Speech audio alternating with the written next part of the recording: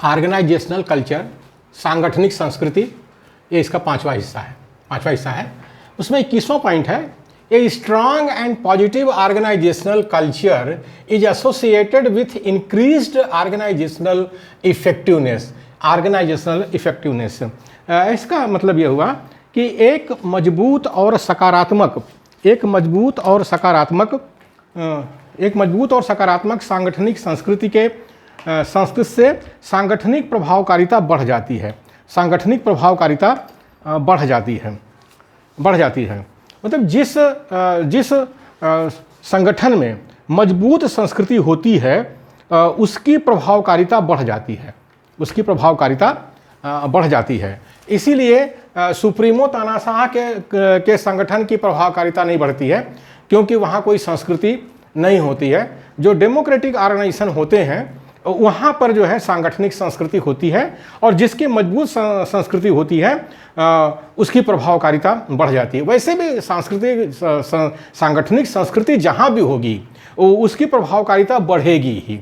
इसीलिए अगर संगठन की प्रभावकारिता बढ़ाना है तो एक कल्चर को डेवलप करना पड़ेगा, एक संस्कृति को जन्म तो देना पड़ेगा। जब तक आप संस्कृति को जन्म नहीं देंगे संगठन की प्रभावकारिता समाज में नहीं बढ़ेगी। इसका 22वां पॉइंट है साथियों, 22वां, the strong and positive aspect of organisational culture most critical to success across regions generally included. 22वां का मतलब हुआ कि सांगठनिक संस्कृति का मजबूत और सकारात्मक पहलू सफलता के लिए सर्वाधिक महत्वपूर्ण होता है।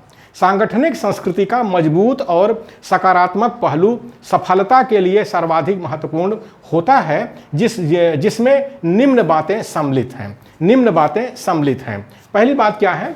Empowering workers. जिस संगठन में सांगठनिक संस्कृति होती है और डेमोक्रेटिक फंक्शनिंग होती है, डेमोक्रेटिक स्पिरिट होती है, उसमें क्या होता है? कार्यकर्ताओं को शक्तिशाली बनाया जाता है। एम्पावरिंग वर्कर्स का मतलब है कार्यकर्ताओं को शक्तिशाली बनाना। और जिस संगठन में सुप्रीमो तानाशाह होते हैं उसमें कार्यकर्ताओं को शक्तिशाली नहीं बनाया जाता है, उसमें कार्यकर्ताओं को कमजोर किया जाता है। यहाँ तक कि वो जो सुप्रीमो तानाशाह है वो कार्यकर्ताओं की हत्या भी करा देता है। सुप्रीमो तानाशाह को इसीलिए कहा गया ना, जंगली जानवर होता है, सुअर नेता होता है, जिसमें मानव मूल्य और नैतिक मूल्य नहीं होता है। जो संगठन का असामाजिक तत्व होता है, सबसे कमीना इंसान होता है संगठन का, एक तरह से ये शैतान का पिल्ला होता है। तो वो जो है कार्यकर्ताओं को शक्तिशाली नहीं बनाता है।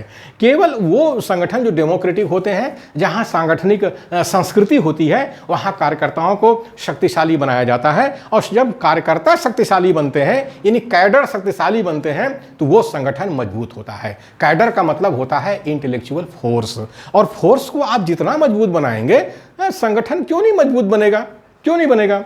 सेकंड पॉइंट इसमें साथियों है हैविंग अ टीम ओरिएंटेशन। टोली भावना का विकास होना। जहाँ पर सांगठनिक संस्कृति है और वहाँ पर डेमोक्रेटिक जहाँ थिंकिंग है, फैमिली स्पिरिट है, वहाँ पर टोली भावना का विकास होता है। टोली भावना से क्या होता है? संगठन के अंदर सिनर्जी पैदा होती है। सिनर्जी का मतलब होता है अतिरिक्त ऊर्जा, और जो अतिरिक्त ऊर्जा पैदा होती है तो संगठन को आंदोलन चलाने में कोई परेशानी नहीं होती है, बल्कि बढ़ चढ़ करके आंदोलन चलता है। तो टोली भावना का विकास होता है सांगठनिक संस्कृति से, इसलिए ऑर्गेनाइजेशनल कल्चर का महत्व है।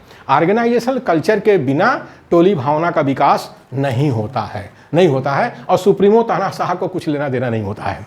टोली भावना के विकास से कुछ लेना देना नहीं होता है, जंगली जानवर है। आगे का पॉइंट है साथियों, having a clear strategic direction and intent. इसका मतलब है एक स्पष्ट रणनीतिक दिशा एवं संकल्प। जहां पर सांगठनिक संस्कृति है, मजबूत संस्कृति है, डेमोक्रेटिक जहाँ स्पिरिट है, डेमोक्रेटिक जहाँ फंक्शनिंग है, वहाँ पर एक स्पष्ट रणनीतिक दिशा एवं संकल्प होता है। दिशा का क्या महत्व है? दिशा का महत्व है कि जैसे इस्लाम में कहा गया है कि मंजिल की तरफ रुख कर लो तो आधी मंजिल तय हो जाती है। मंजिल की तरफ रुख कर लो तो आधी मंजिल तय हो जाती है। तो दिशा का ये महत्व होता है और सांगठनिक संस्कृति में ये दिशा होती है और संकल्प भी होता है। संस्कृति को फैलाने के लिए, संस्कृति को बचाने के लिए एक लोग संकल्प लेते हैं। बिना संकल्प के कोई संस्कृति बनती नहीं है और वो टिकती नहीं है और आगे बढ़ती नहीं है। तो आगे का पॉइंट साथियों, possessing a strong and recognizable vision, possessing a strong and recognizable vision। जहाँ पर सांगठनिक संस्कृति होती है तो इसका मतलब हुआ एक मान्यता प्राप्त एवं मजबूत दूरदृष्टि। संगठन के अंदर एक मान्यता प्राप्त एवं मजबूत दूरदृष्टि होती है। अब जैसे हमारे मूल निवासी बहुजन के बहुत से संगठन हैं जो कहते हैं कि हम भारत देश को सोन चिड़ैया बनाएंगे, गोल्डन बर्ड बनाएंगे, जो प्राचीन काल में था आज नहीं है। शैतानों की वजह से, शैतान नस्ल जब से आए तब से यहाँ की जो दूध की नदियाँ बहती थी उसको पी गए, दूध को नदी जो नहीं पी पाए उसको नदी नाले में बहा दिए और जो है सोन चिड़ैया को लूट लिए। तो ये जो है दूरदृष्टि होती है, विजन होता है। तो अगर लोग कहते हैं कि हम सोन चिड़ैया बनाएंगे तो ठीक है, अच्छी बात है, ये विजन है। और कुछ अगर संगठन जो है विजन रखते हैं तो ये अच्छी बात है। और processing A strong and recognisable vision का मतलब ही होता है कि एक मान्यता प्राप्त एवं मजबूत दूरदृष्टि, एक मान्यता प्राप्त एवं मजबूत दूरदृष्टि जिस संगठन में होता है वह बिना सांगठनिक संस्कृति के संभव नहीं है। बिना सांगठनिक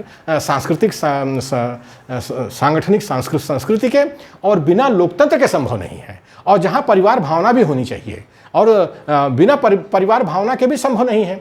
तो इस तरह से सांगठनिक संस्कृति का महत्व बहुत ज़्यादा है। हमारे मूल निवासी बहुजन के लोगों को इस बात का भारत देश में अगर उन्हें सही ढंग से रहना है, अपनी गुलामी से मुक्ति लेनी है तो सांगठनिक संस्कृति पैदा करना चाहिए।